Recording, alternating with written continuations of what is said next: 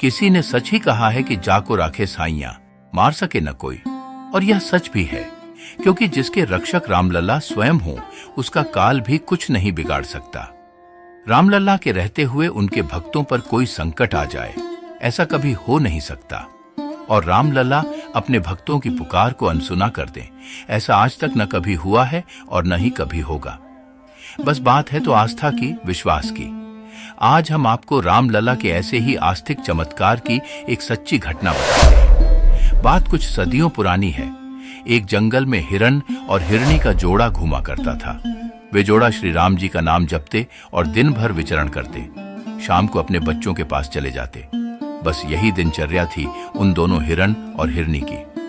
हिरनी बड़े ही शांत स्वभाव की और पतिव्रता नारी थी, जो हमेशा भगवान श्री राम जी का नाम जपती थी। उन हिरण और हिरनी को रामलला पर गहरी आस्था थी। हिरण और हिरनी हमेशा एक ही प्रार्थना किया करते थे, भगवान, चाहे जीवन कोई सा भी मिले, लेकिन कभी आपकी भक्ति न छूटे और कभी भी आप पर से हमारा विश्वास न टूटे। इतनी कृपा प्रभु बनाए रखना। इसी भक्ति और आस्था के सहारे उनकी रोजमर्रा की जिंदगी हंसी खुशी रामलला के भरोसे चल रही थी। वे अपने जीवन को भगवान के चरणों में समर्पित कर हर दिन आनंदित रहते थे। उनकी सरल और पवित्र जीवन शैली में राम जी की भक्ति का महत्व सर्वोपरि था। लेकिन कहते हैं ना कि समय सदैव एक जैसा नहीं रहता। कभी भगवान की तो कभी भक्त की परीक्षा लेने के लिए यह समय का चक्र बदलता रहता है। ऐसा ही कुछ उन हिरण और हिरनी के साथ हुआ। एक दिन की बात है, रोज की तरह यह जोड़ा जंगल में भ्रमण कर रहा था तो एक शिकारी की नजर उन दोनों पर पड़ी। उन हिरण हिरनी के जोड़े को देखकर उस शिकारी का जी ललचा गया और उसके मुंह में पानी आ गया। वह सोचने लगा कि कितना हृष्ट पुष्ट और सुंदर जोड़ा है। इन दोनों का इतना भव्य तेज और इतनी सुनहरी चमक है कि मानो ऐसा सुंदर जोड़ा उसने अपनी जिंदगी में पहले कभी नहीं देखा हो। वो शिकारी सोचने लगा कि अगर यह हिरण और हिरनी का जोड़ा उसके हाथ लग जाए तो उसे और उसके परिवार को ऐसा गोश्त मिलेगा जैसा कि उसकी पीढ़ियों में आज तक न किसी ने खाया है और न ही कभी कोई खा पाएगा। एकदम लचीला, रसीला और कसावदार। ऐसा सोच सोचकर उस शिकारी के मुंह में पानी भर आया और उससे रहा नहीं गया। उसने उस हिरण और हिरनी के जोड़े को पकड़ने के लिए अनेक युक्तियां लगानी शुरू कर दी। वो शिकारी दूसरे दिन भोर होने से पहले ही उस जंगल में पहुंच गया जहां हिरण हिरनी का वह जोड़ा आता था। उसने वहां जमीन में एक ऐसा पिंजरा लगा दिया जिस पर पैर पड़ते ही कोई भी जानवर उसमें कैद हो सकता था। उस पिंजरे को उसने पेड़ों के पत्तों से ढक दिया जिससे कि किसी की नजर में वह पिंजरा न आए, और खुद दूर जाकर घनी झाड़ियों में छुप गया। अब उस हिरण और हिरनी के आने का इंतजार करने लगा। थोड़ी देर बाद प्रभु का नाम लेते हुए और जंगल में विचरते हुए वे हिरण और हिरनी उसी जगह आ गए जहां उस शिकारी ने उनके लिए पिंजरा लगा रखा था। इधर हिरण अपनी हिरनी के साथ अयोध्यापति भगवान श्री राम जी की बात करते हुए आ रहे थे कि अचानक से उन पत्तों से ढके हुए पिंजरे पर उनके पैर पड़ गए और दोनों हिरण और हिरनी उस पिंजरे में ऐसे फंसे मानो कोई हाथी का बच्चा दलदल में धंस गया हो और लाख कोशिश करने के बाद भी निकल नहीं पा रहा हो। जैसे ही अचानक से ऐसा हादसा उन जोड़े के साथ हुआ तो वे दोनों घबरा गए। उन्हें कुछ भी समझ में नहीं आया कि एकदम से उनके साथ हुआ क्या।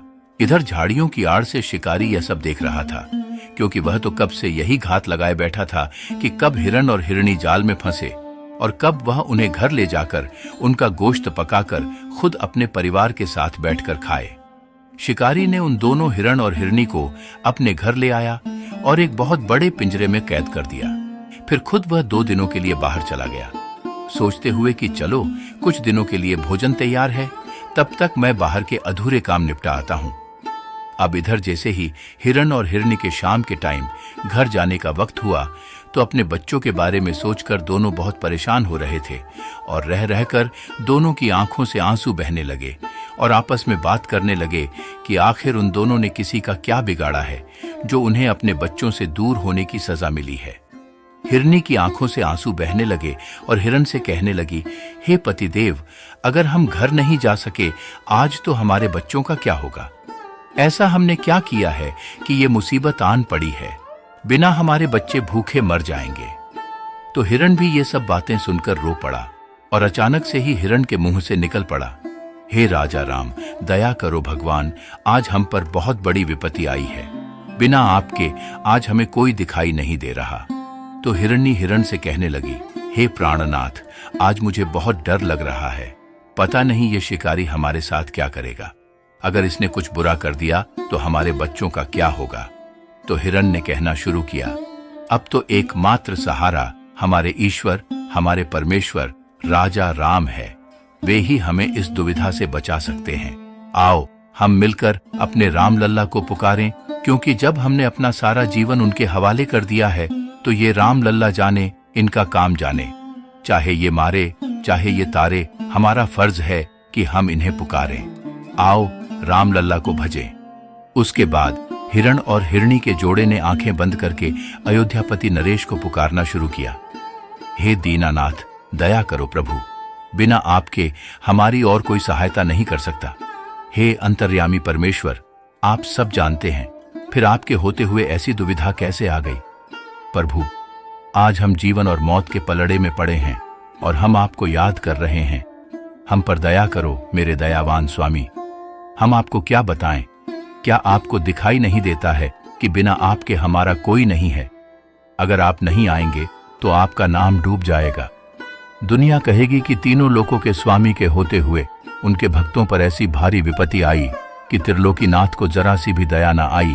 उस हिरण और हिरणी के जोड़े ने आगे फिर विनती करते हुए कहा, हे राजा राम, ये कैसी विडंबना है प्रभु।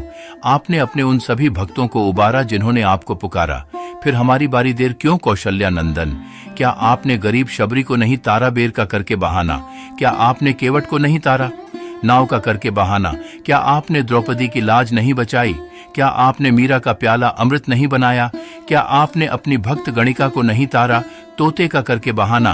क्या आपने गज को मगरमच्छ से नहीं छुड़ाया जब उसने आपको पुकारा? क्या आपने कुब्जा की बिगड़ी बात नहीं बनाई? क्या आपने अपने भक्त प्रहलाद को नहीं बचाया जब उस पर भारी संकट आया? तो आज कोई बहाना करके हमें भी उबारो प्रभु। हिरण आगे कहने लगा, हे मेरे प्राणों के आधार, मेरे भगवान, जब आपने इन सबको अपनी चरण शरण से लगाया तो अब हमारी बारी देर क्यों दीनानाथ?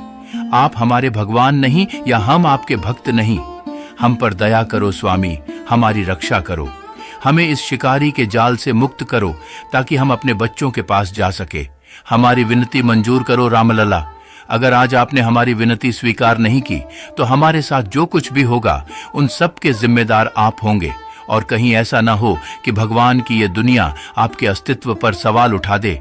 हमारा तो कुछ नहीं जाएगा, क्योंकि हम आपके भरोसे हैं। जाएगी तो आपकी ही लाज जाएगी। दया करो प्रभु, हमारी विनती स्वीकार करो।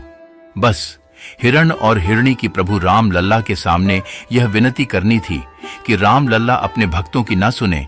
ऐसा कभी हो सकता है क्या? नहीं, ऐसा कभी नहीं हो सकता। बस बात है तो प्रार्थना करने की, क्योंकि प्रार्थना में वह शक्ति होती है कि मरने वाले को जिला दे। प्रार्थना में वह शक्ति होती है कि डूबते को तार दे। प्रार्थना में बहुत शक्ति होती है, और जब तक प्रार्थना नहीं की जाती तब तक भगवान भी नहीं आते। उन्हें लगता है कि शायद उनके बच्चे, उनके भक्त इतनी भी मुश्किल में नहीं हैं कि भगवान को आने की जरूरत पड़े। और जब सच्चे दिल से एक बार प्रार्थना किसी भक्त की भगवान के सामने निकल गई तो फिर उनके इष्ट किसी का भी इंतजार नहीं करते, झट दौड़े चले आते हैं अपने भक्त के लिए। बस जरूरत है तो प्रार्थना करने की। और इसी प्रार्थना का असर भी हुआ उस हिरण और हिरणी के जोड़े पर। अब आगे देखिए क्या होता है। जब कोई भी भक्त संकट में हो और अपने भगवान को याद करे और भगवान न आए, ऐसा कभी नहीं हो सकता। उस परमपिता परमेश्वर को कोई न कोई बहाने से आना पड़ता है। तभी तो सारी दुनिया उनके आगे सिर झुकाती है, क्योंकि भगवान कभी भी अपने भक्त को संकट में नहीं देख सकते। ऐसा ही इस जोड़े के साथ हुआ। जब करुणामयी पुकार श्री राम जी तक पहुंची तो राम जी का भी दिल कांप उठा कि बिना कोई कसूर के उनके भक्त ऐसी दुविधा में पड़ गए हैं, और आज पहली बार इस जोड़े ने राम जी को अपनी रक्षा के लिए पुकारा है। बस फिर क्या था, राम जी का एक इशारा ही काफी था। इंद्रदेव को आदेश मिला और आसमान में काले काले बादल उमड़ने लगे। पल भर में बिना मौसम के ही तूफान आंधी के साथ मूसलाधार वर्षा होने लगी। बादलों की गड़गड़ाहट के साथ ही भयंकर तूफानी बिजली भी चमकने लगी। इसी भयंकर तूफान के साथ हिरण और हिरणी के पिंजरे की व्यवस्था बिगड़ गई। राम जी की कृपा से पिंजरे का एक पल्ला अपने आप टूट गया, जिससे हिरण और हिरणी निकलकर सीधे जंगल की ओर भाग गए। शिकारी का परिवार इन सब बातों से अनजान था, क्योंकि अचानक बिना मौसम के बदलाव की वजह से सभी लोग हैरान थे। इसी चक्कर में उनका ध्यान पिंजरे की तरफ नहीं गया। जैसे ही हिरण और हिरणी पिंजरे से आजाद हुए, थोड़ी देर बाद वर्षा रुक गई और मौसम भी साफ हो गया। ऐसा लग रहा था मानो बारिश नहीं आई, कोई सपना आया हो। जब शिकारी घर वापस आया तो उसने देखा कि बारिश की वजह से उसके घर की छत उजड़ गई थी और उसके घर में काफी नुकसान भी हुआ था। फिर सहसा उसे पिंजरे की याद आई। उसने जाकर देखा तो पिंजरा टूटा हुआ पड़ा था और हिरण और हिरणी उसमें नहीं थे। ये सब देखकर शिकारी बहुत ही दुखी हुआ, लेकिन फिर भी राम जी के चमत्कार को पहचान नहीं पाया। इधर हिरण और हिरणी अपने बच्चों से वापस मिलकर बहुत ही खुश हुए और बार बार राम लल्ला का एहसान मानकर धन्यवाद कर रहे थे।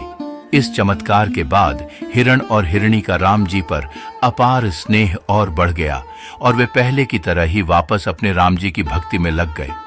ऐसे ही हैं अपने राम लला, जो अपने भक्तों को जरा सा भी कष्ट में नहीं देख सकते। वे पल भर में आ जाते हैं अपने भक्तों की रक्षा के लिए। बस जरूरत है तो सच्ची आस्था और लगन की। हे राजा राम, जैसे आपने हिरण और हिरणी के दुखों को हर लिया, वैसे ही आपकी यह वीडियो देखने वालों के दुख भी जरूर हरना। एक बार सभी कमेंट में लिख दीजिए जय श्री राम और साथ ही चैनल को सब्सक्राइब करना मत भूलना। जय श्री राम।